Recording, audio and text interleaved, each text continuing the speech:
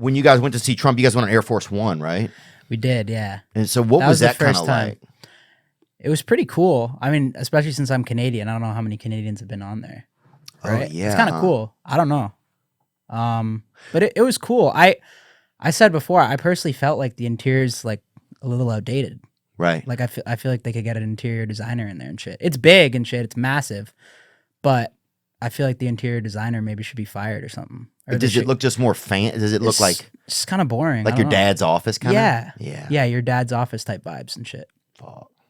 But it was really cool. Like we were supposed to interview Trump that time. This was right before the election too. Wow. Like right before. And then so people were hating him then. Was it the first election or second? Yes, so people were hating him. The second election. First election. Oh, first election. Oh no, sorry, second. Yeah. Right. Yeah.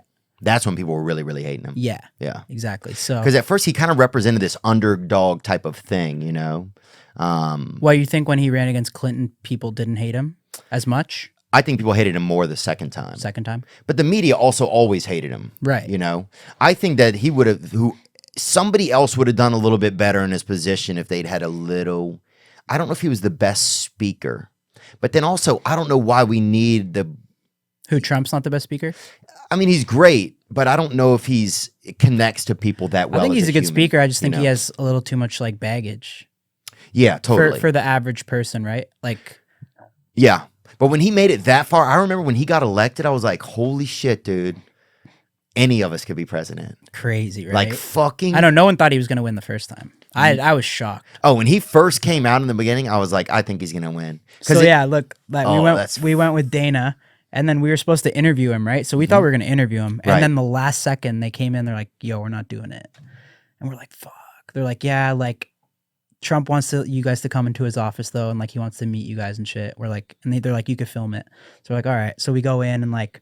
Trump's watching fucking like Ted Cruz on the TV and he's like chirping him, like making fun of him and shit. And then they bring Trump on the TV and he's like, "Look guys, look how skinny I look there.